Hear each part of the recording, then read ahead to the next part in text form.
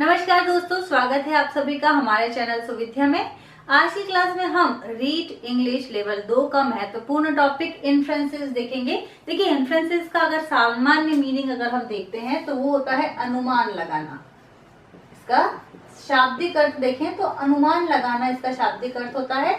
और मुख्य रूप से इससे संबंधित जो प्रश्न है वो पैसेज में पूछे जाएंगे। आपको एक पैसेज दिया जाएगा, उस पैसेज से रिलेटेड कुछ क्वेश्चंस होंगे जो कि इन्फ्रेंसेस या फिर फैलेसी से रिलेटेड होंगे, और उस आधार पर आप ना तो प्रॉपर इंफॉर्मेशन उससे रिलेटेड आपको दी जाएगी, यानी कई बार ऐसा होता है ना भाई, इंफॉर्मेशन जो है उसके आधार पर आपको तार्किकता के आधार पर आंसर देना होता है। भाई आपके सामने पूरा पैसेज है, आपने उस पैसेज को पढ़ा, अब आप अपने हिसाब से उस रीजनिंग के बेसिस पर बताएं कि भाई वो जो पैसेज था उसका टॉपिक क्या हो सकता है, उसका टाइटल क्या हो सकता है। तो इस प्रकार के जो प्रश्न होते हैं जिसमें आप एक पैसेज को पढ़कर उसका अनुमान लगाते हैं, एक निष्कर्ष पे पहुंचते हैं कि भाई इस पैसेज में ये बात कही जा रही है। कई क्वेश्चन ऐसे होंगे जो कि डायरेक्ट वो लाइन नहीं दी होगी, इंफॉर्मेशन डायरेक्ट नहीं होगी, लेकिन आप अपनी रीजनिंग के बेसिस पर या तार्किकता के आधार पर आपको एक आंसर पर पॉइंट या टिक करना होता है। तो वही हो जाएगा अनुमान लगाना, यानी इन्फ्रेंसेस,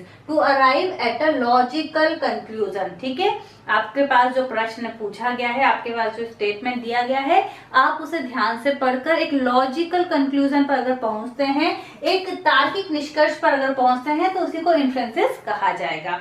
अब कई बार क्या होता है, हमारा अनुमान ही गलत लग जाता है, हमने पैराग्राफ को सही से पढ़ा नहीं होता, या हमने कोई दूसरे चीज को सोच लिया होता है, यानी गलत इंफॉर्मेशन हमने अपने दिमाग में रख ली इस पैसेज को पढ़ने में, और क्या हो जाता है, उस वजह से हम जो आंसर टिक करना होता है हम अपनी अलग सोच पर वो आंसर टिक कर देते हैं। तो अगर हम इनकरेक्ट इन्फ्रेरेंस करते हैं तो इनकरेक्ट इन्फ्रेरेंस को कहा जाता है फैलेसी, यानी क्या करना, त्रुटि आ जाना, त्रुटि होना या किसी तरह की एरर आ जाना। अनुमान जो लगाया है, अगर हम वो गलत अनुमान लगा लेते हैं, हमने पैराग्राफ को प्रॉपर नहीं पढ़ा और उस आधार पर हमने क्या किया, हमने एक अलग अंदाजा लगा लिया, अलग अनुमान लगा लिया, तो उसे क्या कहा जाएगा, उसे कहा जाएगा fallacy. So fallacies are the type of argument और expressions which are held to be invalid form और content errors in the reasoning, यानी कहीं ना कहीं जो पैराग्राफ आपको दिया गया है उसमें आपके क्या आ गई है, एरर्स, यानी आपने समझने में कोई गलती कर दी, या फिर it is having invalid form और content errors in the reasoning. तो फैलेसी यानी एक तरीके से आप समझें कि इनकरेक्ट इन्फेरेंस जो है वही क्या है, फैलेसी है। कई बार हम जो तार्किकता लगानी चाहिए वो ना लगाकर हम कुछ और हिसाब से अनुमान लगा लेते हैं, वही क्या हो जाएगा, वो फैलेसी हो जाएगा।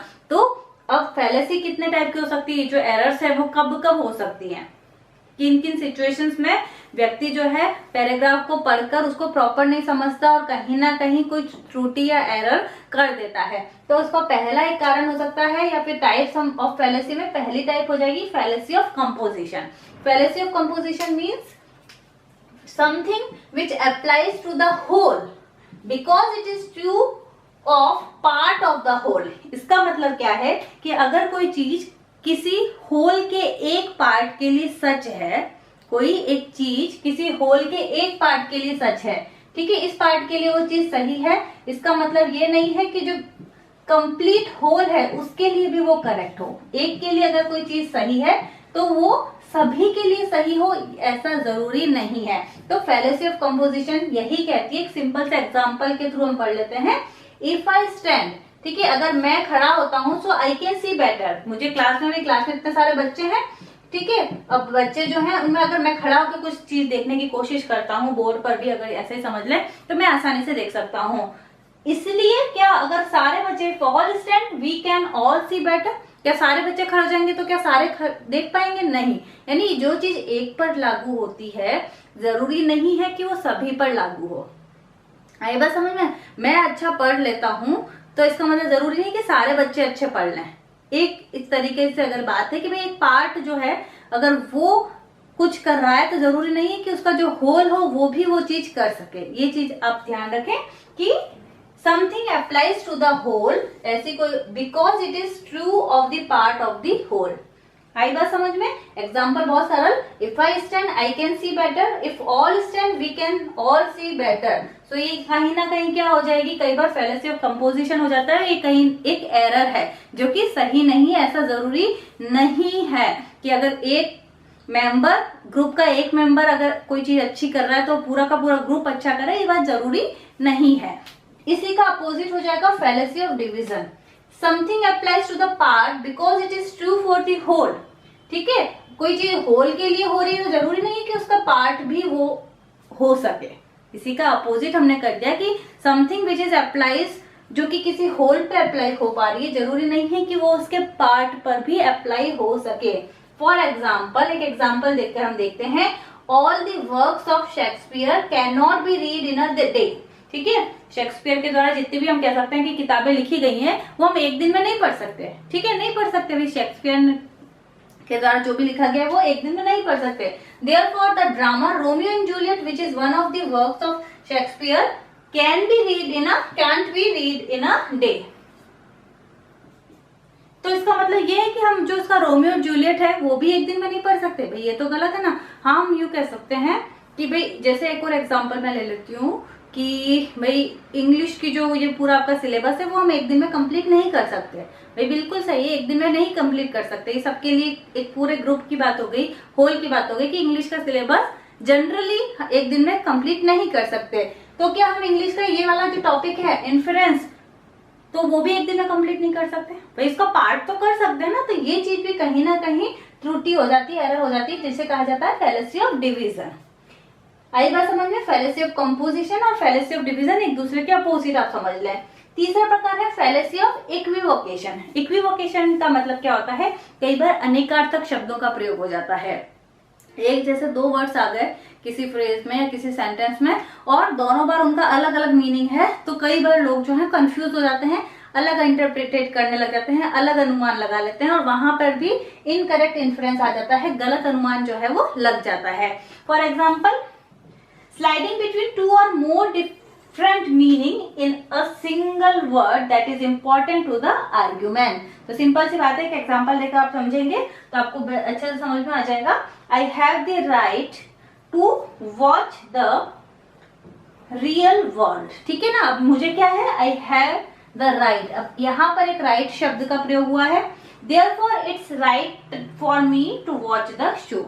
अब यहाँ पर वापस right का प्रयोग किया गया है दोनों बार। एक बार राइट का प्रयोग जो है अधिकार के रूप में हुआ है, I have the right to watch, मुझे अधिकार है भाई ये वॉच करने का, इसलिए this is the right for me, इसलिए मेरे लिए सही है ताकि मैं ये शो वॉच करूं। तो एक बार सही के रूप में राइट का प्रयोग हुआ है, एक बार अधिकार के रूप में राइट का प्रयोग हुआ है, सेम मीनिंग है। कई बार इसमें भी त्रुटि हो जाती है, जो सामने वाला है वो प्रॉपर निष्कर्ष नहीं निकाल पाता, अनुमान नहीं लगा पाता कि ये वर्ड जो है जिसके एक से ज्यादा मीनिंग है वो किस रूप में लिए जा रहे हैं। तो ये तीन प्रकार हुए। चौथा प्रकार इस प्रकार से है fallacy of hasty generalisation. Fallacy of hasty generalisation या फिर ओवर जनरलाइजेशन, इसका मतलब क्या है, कई बार व्यक्ति क्या करता है, एक छोटे से एविडेंस के बेसिस पर बहुत बड़ा एक अपना निष्कर्ष निकाल लेता है, अनुमान लगा लेता है छोटी सी बात पर। ठीक है, अपना पूरा कंक्लूजन निकाल लेता है, ओवर जनरलाइजेशन जिसे कहा जाता है। तो this is logical fallacy occurs when someone draws a conclusion। ठीक है, किसी व्यक्ति ने क्या किया, कंक्लूजन निकाल लिया, निष्कर्ष निकाल लिया, किस बेसिस पर, based on just a small evidence. एक छोटा सा एविडेंस मिला और उसने उस पर निष्कर्ष निकाल लिया पूरी बात बिना जाने। ठीक है ना, बिना पूरी बात जाने कोई व्यक्ति अगर छोटे से कंक्लूजन निकाले छोटे से एविडेंस पर, तो उसे क्या कहा जाएगा, fallacy of hasty generalisation. Simple सा एक और एग्जाम्पल मैं ले लेती हूँ। A man dies while taking vaccine। अब एक व्यक्ति क्या है, वैक्सीन लेने से उसकी डेथ हो गई, तो इसका मतलब क्या है, क्या सारी वैक्सीन लेना खराब रहेगा, उचित नहीं रहेगा? भाई एक छोटा सा एविडेंस मिला कि हाँ किसी पर ये वैक्सीन जो है वो रिएक्ट कर गई और गलत उसका नतीजा निकला कि उस पर्सन की डेथ हो गई।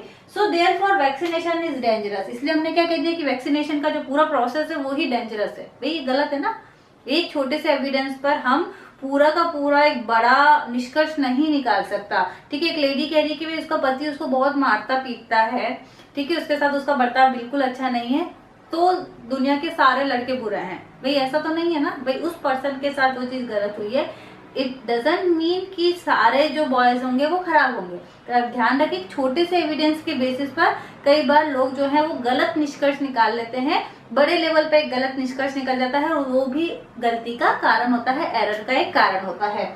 अगला देख लेते हैं, फैलेसी ऑफ फॉल्स एनालॉजी।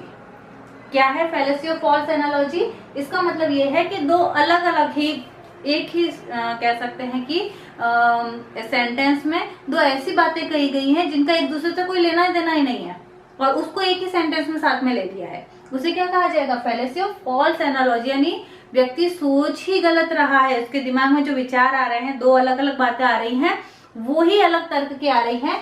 जैसे कि कंपेरिजन बिटवीन टू थिंग्स, अब दो चीजों में कोई कंपेरिजन कर रहा है, that are different in some essential way, जो यानी मतलब वो कहीं से एक दूसरे से मैच ही नहीं है, उसके बावजूद अगर दो चीजों में कंपैरिजन किया जा रहा है, तुलना करने की कोशिश की जा रही है, तो कहीं ना कहीं वो त्रुटि, एरर ही मानी जाएगी। So that is called fallacy of false analogy. Example देख लेते हैं, if we can put a man, can't we find the cure for कोविड-19? If we can put a man on the moon, can't we find the cure for कोविड-19? क्या हम किसी व्यक्ति को अगर मून पर भेज सकते हैं, इंसान को चांद पर भेज सकते हैं, तो क्या हम कोविड-19 का क्योर नहीं ढूंढ सकते? तो भाई इन दोनों में कहाँ मैच है, कहाँ एक तरह के हम कह सकते हैं कि मैचिंग है कि भाई चांद में व्यक्ति का जाना एक अलग बात है, कोरोना का क्योर ढूंढना एक अलग बात है, और जब इन दोनों को मिला दिया गया तो कहीं ना कहीं ये क्या होगा? फैलेसी ऑफ फॉल्स एनालॉजी का एग्जाम्पल माना जा सकता है। तो हमने 5 प्रकार फैलेसी के पढ़े और इन्फ्रेंसेस के बारे में आज की क्लास में पढ़ा। अगर आपको वीडियो पसंद आया तो प्लीज इसे लाइक करें, शेयर करें, सब्सक्राइब करें। बहुत बहुत धन्यवाद।